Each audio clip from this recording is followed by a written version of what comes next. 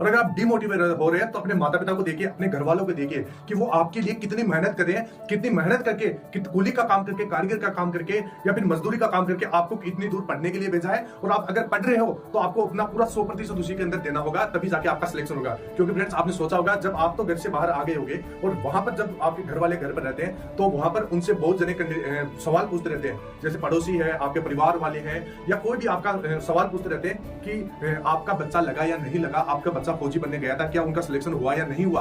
तो आपके घर वाले यही बात बोलते हैं कि हाँ वो तैयारी तो कर रहा है, उसका सिलेक्शन हो जाएगा। लेकिन फ्रेंड्स उसी चीज का जवाब देने के लिए उनको अंदर से उनका कलेजा फट जाता है। क्योंकि फ्रेंड्स आपके जो आपने देखा होगा जो परिवार वाले होते हैं, जो आपके पड़ोसी होते हैं, वो आपके मजे लेने के लिए ये सवाल आपके माता पिता से पूछते रहते हैं और आपके माता पिता फिर एक अंदर से मायूसी से उनको एक जवाब दे देते हैं कि हाँ तैयारी कर रहा है, उनका सिलेक्शन हो जाएगा। तो फ्रेंड्स उन्हीं को जवाब देना है आपको कि हाँ मैं तैयारी कर रहा हूँ, सिलेक्शन मेरा होगा। उन जो भी आपके पड़ोसी है, जो परिवार वाले जो आपके मजे ले रहे थे, उनको जरूर जवाब देना है कि हाँ मैं सिलेक्शन लेके रहूंगा। हेलो फ्रेंड्स, स्वागत है आपका चिराग क्लासेस के ऑनलाइन यूट्यूब चैनल के ऊपर। तो फ्रेंड्स कैसे हो आप लोग? आई होप आप सब बढ़िया होंगे। तो फ्रेंड्स आज का ये वीडियो आपके लिए एकदम गेम चेंजर रहने वाला है, आपका लाइफ चेंज कर देगा। क्योंकि इस वीडियो के अंदर जो कैंडिडेट एसएससी जीडी भर्ती 2024 की तैयारी कर रहा है उनके लिए बहुत ही फायदेमंद रहने वाला है, बहुत ही इंपॉर्टेंट रहने वाला है। क्योंकि फ्रेंड्स इस वीडियो के अंदर मैं आपको ये बताऊंगा कि आपको एसएससी जीडी भर्ती 2024 का जो एग्जाम है उसको किस प्रकार आप क्लियर कर पाएंगे, किस प्रकार क्वालिफाई कर पाएंगे, किस प्रकार अपना एक सिलेक्शन ले पाएंगे ताकि आप फौजी बन सके। तो फ्रेंड्स इस वीडियो के अंदर मैं आपको अपना खुद का एक्सपीरियंस भी बताने वाला हूं कि किस प्रकार मैंने 2018 की वैकेंसी थी उसमें अपना सिलेक्शन लिया था, किस प्रकार मैंने 100 में से 91 नंबर लेके आए थे और किस प्रकार मैंने मैथ में अपना 25 में से 25 क्वेश्चन सही किए थे। पूरा इस वीडियो के अंदर जो भी मैंने तैयारी किस प्रकार की थी सारा कुछ इस वीडियो के अंदर आपके साथ शेयर करने वाला हूँ। वीडियो बहुत ही इंपॉर्टेंट रहने वाला है, लास्ट तक जरूर बनिए रहेगा। तो फ्रेंड्स सबसे पहले कैंडिडेट का एक सवाल होता है कि सर एसएससी जीडी भर्ती का लेवल किस प्रकार का होता है, पेपर किस प्रकार का आता है, इजी रहेगा या हार्ड रहेगा। तो फ्रेंड्स मैं आपको बता देता हूँ, कोई भी एग्जाम आपका डिफिकल्ट नहीं होता है। आपका होता क्या है कि जिस एग्जाम के अंदर आपने तैयारी कम की है तो वो आपको लगेगा हार्ड, यानी डिफिकल्ट लगेगा। अगर जिसमें आपने अपना 100% दिया है, अच्छे से तैयारी की है, अच्छे से मेहनत की है, तो वो एग्जाम आपको इजी लगेगा, एकदम हलवा लगेगा। इस चीज का आपको ध्यान में रखना है। कोई भी एग्जाम आपका डिफिकल्ट नहीं होता है। आपने देखा होगा जब आपने जैसे पहली क्लास से लेकर अभी तक जैसे जितनी भी एजुकेशन प्राप्त की है, जैसे पहली क्लास, दूसरी क्लास, इस प्रकार लेकर 12th भी पास किया आपने, बीए की है, या कोई कैंडिडेट अभी 12th पास कर रहा होगा, तो उनको शुरू में जब जिस भी क्लास में वो एंटर करते हैं तो उनको वो क्लास थोड़ा हार्ड लगता है पीछे की क्लास। तो फ्रेंड्स हार्ड वो शुरू के अंदर लगता है। अगर आप एक बार तैयारी करने बैठ जाएंगे, अगर आपने सिलेबस को एक बार अच्छे से पढ़ना शुरू कर दिया है और रोजाना अपना मेहनत करते हैं, 100% उस एग्जाम के लिए देते हैं या उस क्लास के लिए देते हैं, तो वो आपको इजी ही लगेगा। इसी प्रकार फ्रेंड्स एसएससी जीडी की बात करें तो एसएससी जीडी इतना ज्यादा हार्ड नहीं है। ये आपका 10th लेवल का एग्जाम होता है। इतना हार्ड 10th लेवल के अंदर कुछ भी नहीं होता है। बस अगर आपने एक चीज को अच्छे से पूरा पढ़ लिया, रिवीजन कर लिया, मॉक टेस्ट लगा दिया, तो आपका सिलेक्शन कोई नहीं रोक पाएगा। ये चीज आपको ध्यान में रखना है। अब यहाँ पर फ्रेंड्स आपके जो कॉमन सवाल होते हैं कि पेपर का लेवल कैसा होगा, ये मैंने आपको बता दिया। पेपर का लेवल आपका इजी ही रहता है, थोड़ा बहुत उसमें आपका उतार चढ़ाव आपको देखने को मिलता है। पेपर इतना ज्यादा हार्ड नहीं होता है। दूसरी बात करें कि यहाँ पर कौन सा कोर्स खरीदे। अब यहाँ पर सबसे ज्यादा लोग फंसते हैं कि सर मैं RWA का कोर्स खरीद लिया है, आज ही उसके चैनल को सब्सक्राइब कर लिया है, उसके सारे वीडियो देख रहा हूँ, तो क्या RWA बढ़िया है, क्या वाईफाई स्टडी बढ़िया है, क्या एग्जामपुर बढ़िया है, क्या यहाँ पर उत्कर्ष क्लासेस बढ़िया है, तो कौन सा चैनल में से मैं तैयारी करूँ, कौन सा कोर्स खरीदूं। तो फ्रेंड्स मैं आपको एक चीज बता देता हूँ, कोर्स कोई भी खरीदे, आपका कोर्स सभी कोर्सेज के अंदर आपका 98% चीजें सेम होती है। कोई 2% चीजें थी जो उधर उधर हो जाती है, लेकिन लगभग 98% आपका कोर्स सेम होता है। सिलेबस से बाहर कुछ भी नहीं होता है। एसएससी जीडी का जो नोटिफिकेशन आता है उसमें जितना आपका सिलेबस होता है, उस सिलेबस को मद्देनजर रख के ही आपका ये कोर्स है वो तैयार किया हुआ होता है। तो सभी कोर्सेज समान होते हैं, बस कैंडिडेट करते क्या, जिनका सिलेक्शन होता है वो करते क्या, उस कोर्स को पूरा पढ़ते हैं और पूरा रिवीजन करते हैं। ये चीजें करते हैं तभी उनका जाकर सिलेक्शन होता है। यहाँ पर बहुत सारे कैंडिडेट बोले कि सर क्या मैं रोग का, यहाँ पर RWA जो रोजगार विद अंकित सर है उनका कोर्स खरीद लूं क्या। तो फ्रेंड्स कोई भी कोर्स खरीदिए। यहाँ पर फ्रेंड्स मैं इनकी बुराई नहीं कर रहा हूँ, मैं आपको बता देता हूँ। यहाँ पर होता क्या है, इनके पास क्या है, बहुत ज्यादा भीड़ है।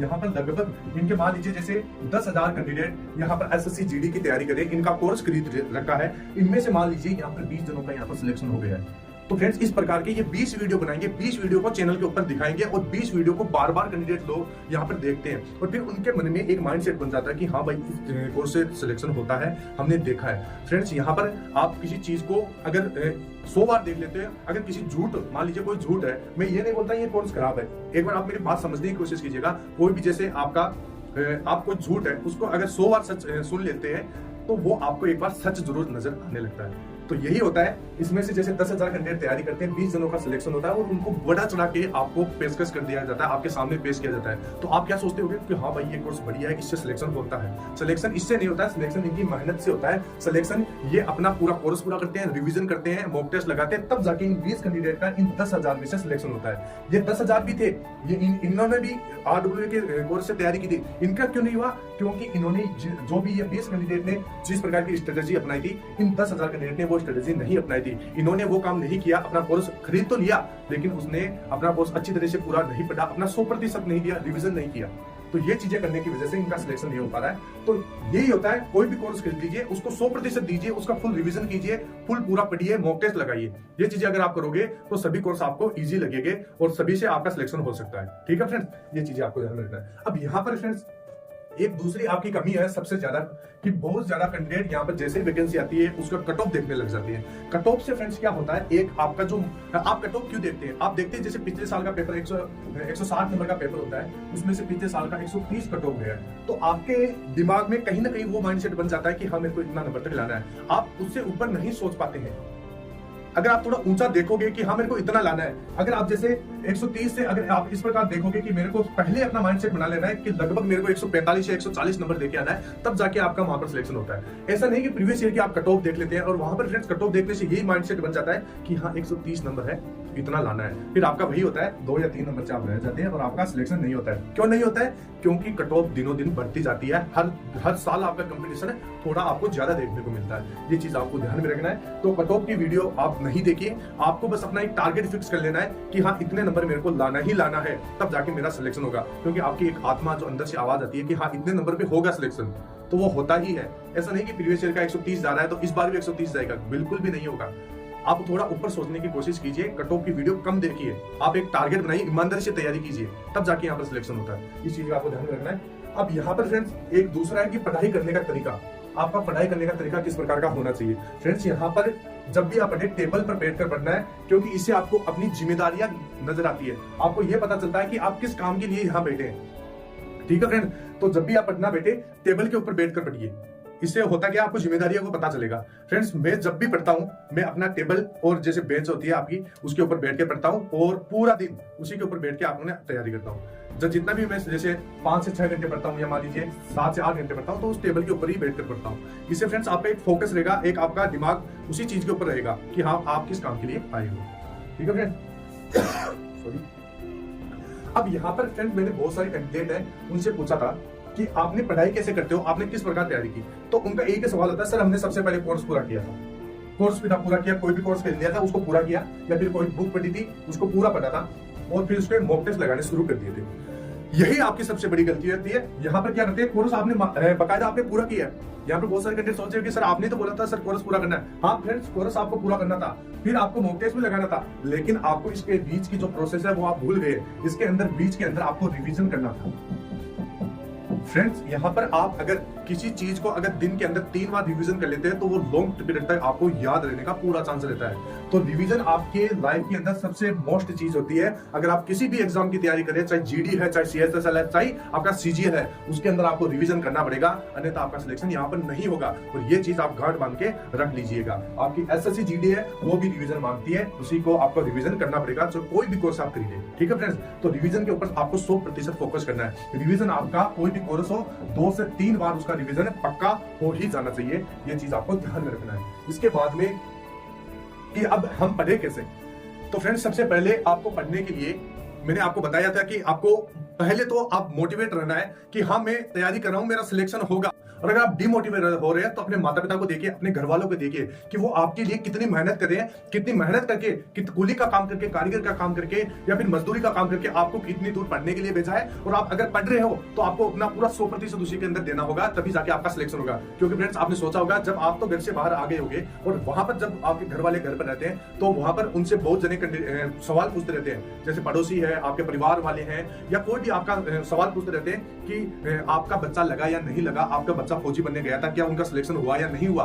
तो आपके घर वाले यही बात बोलते हैं कि हाँ वो तैयारी तो कर रहा है, उसका सिलेक्शन हो जाएगा। लेकिन फ्रेंड्स उसी चीज का जवाब देने के लिए उनको अंदर से उनका कलेजा फट जाता है। क्योंकि फ्रेंड्स आपके जो आपने देखा होगा जो परिवार वाले होते हैं, जो आपके पड़ोसी होते हैं, वो आपके मजे लेने के लिए ये सवाल आपके माता पिता से पूछते रहते हैं और आपके माता पिता फिर एक अंदर से मायूसी से उनको एक जवाब दे देते हैं कि हाँ तैयारी कर रहा है, उनका सिलेक्शन हो जाएगा। तो फ्रेंड्स उन्हीं को जवाब देना है आपको कि हाँ मैं तैयारी कर रहा हूँ, सिलेक्शन मेरा होगा। उन जो भी आपके पड़ोसी है, जो परिवार वाले, जो आपके मजे ले रहे थे, उनको जरूर जवाब देना है कि हाँ मैं सिलेक्शन लेके रहूंगा। तो सबसे पहले आपको मोटिवेट रहना है। मोटिवेट रहने के बाद में दूसरा आपको काम क्या करना है, आपको जो भी आपने कोर्स खरीदा है या जो भी आपने बुक पढ़ी है, बुक आपके पास, उसको पूरा करने की कोशिश कीजिए। जैसे आपके पास 40 दिन है तो आपको टारगेट रहना चाहिए कि 25 से 30 दिनों के अंदर मैं इस कोर्स को अपना बेसिक चीजें हैं उनकी देख लूं या सरसरी तरीके से मैं इस कोर्स की सारी चीजें देख लूं।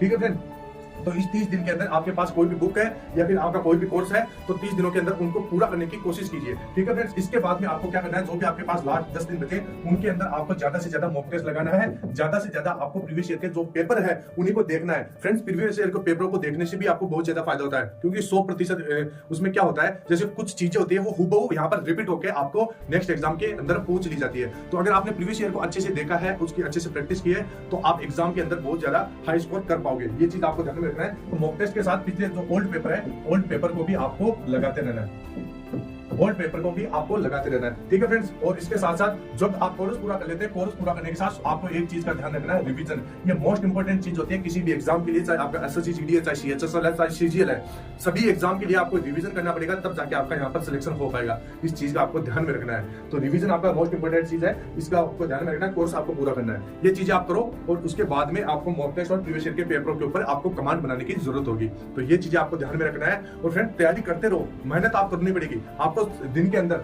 8 से 10 घंटा तो आपको पढ़ना ही पड़ेगा, तब जाके आपका यहाँ पर सिलेक्शन होता है, तब जाके आपको एक पोस्ट में आपको मिल पाती है। तो मेहनत आपको जरूर करना पड़ेगा सिलेक्शन आपको लेने के लिए। ठीक है फ्रेंड्स, और फालतू की चीजें के ऊपर ध्यान नहीं देना, डिमोटिवेट नहीं होना है। सबसे बढ़िया चीज है आपको अंदर से अपना एक सेल्फ कॉन्फिडेंस जगाना है कि हाँ मैं कर सकता हूँ, हाँ मैं इसके लिए बना हूँ, मैं फौजी बनकर जरूर रहेगा, मैं सीआईएसएफ लेकर जरूर रहूंगा। इस चीज का आपको ध्यान में रखना है, तब जाके यहाँ पर सिलेक्शन होता है। कड़ी मेहनत करनी पड़ती है फ्रेंड्स इस एग्जाम को क्लियर करने के लिए।